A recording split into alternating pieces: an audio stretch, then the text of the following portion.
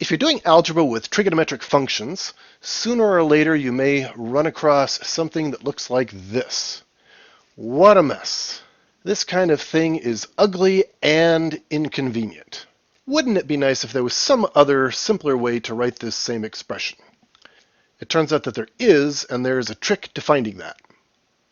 And the trick works as long as you have an expression in this form, where you have a trigonometric function, and then inside the argument, you have an inverse trigonometric function. The exact trigonometric functions don't matter, but this format matters. So here's cosine of arctangent of x. The trick does not work for any of these. And again, what matters is not the specific trig functions, but rather the format.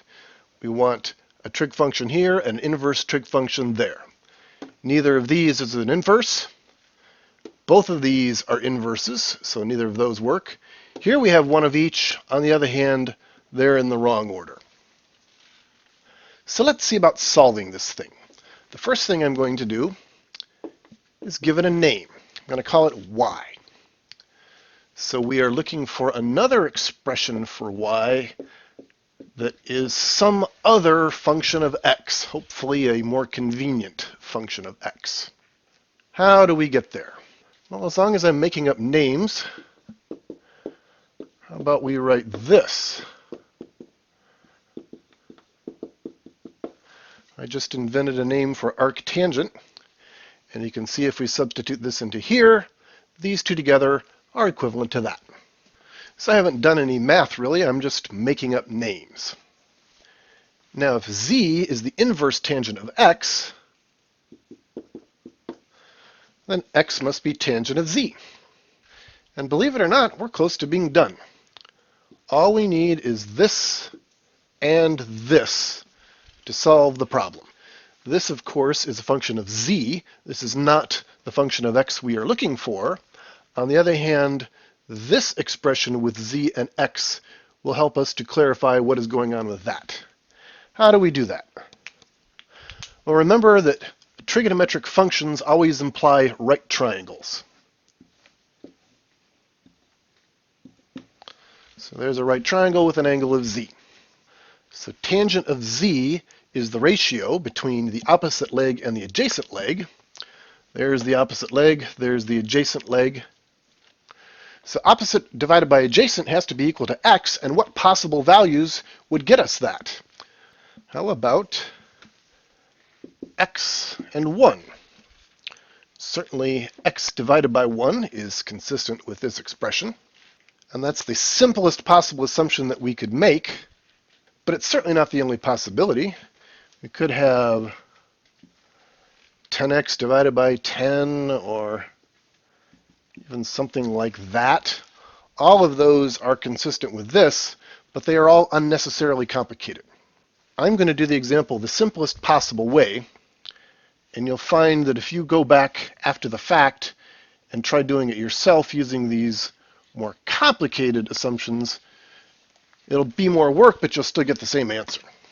So there's x equals tangent of z, but what we want is y equals cosine of z. Cosine is the adjacent side divided by the hypotenuse. There's the adjacent side, but what's the hypotenuse? That's easy enough. You get that with the Pythagorean theorem. A squared plus b squared equals c squared. So 1 squared plus x squared. Take the square root, there's your hypotenuse right there. Adjacent over hypotenuse is that. And you're done. As I said before, you can do the same trick with any trigonometric functions you like, and here's what it looks like when you do that. So here's cosine of z, and here's z equals arctangent of x, so that example we just did is right there. So for homework, I suggest you try to do a few of these yourself, just to see if you really understand it. All you have to do is just look at the example I showed you and follow the steps. Now there are a couple of technicalities. One is that arcsine and arccosine are only defined when x is between -1 and 1. And that affects these two columns. This column, on the other hand, is defined for all real numbers. And another thing, sometimes when you take a square root, you have to account for the possibility of a negative square root. But not this time. The positive square roots will get you exactly what you need every time. Now I know that some of you would prefer to just memorize this table. But that's a bad idea for a couple of reasons. One reason is that there's more to the story than this. Because besides sine, cosine, and tangent, we also have cosecant, secant, and cotangent. So we've got 3 more trig functions here, we've got 3 more inverse trig functions up there, and that makes for a 6x6 table with 36 elements. I think you'll agree with me that that's all a bit much. One last detail.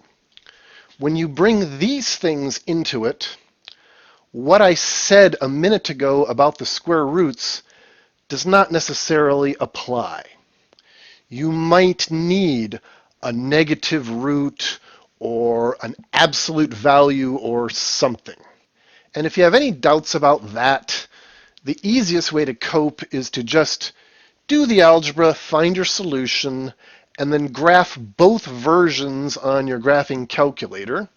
And if you see any discrepancies, then sort it out. Thank you very much for watching. Please like and subscribe.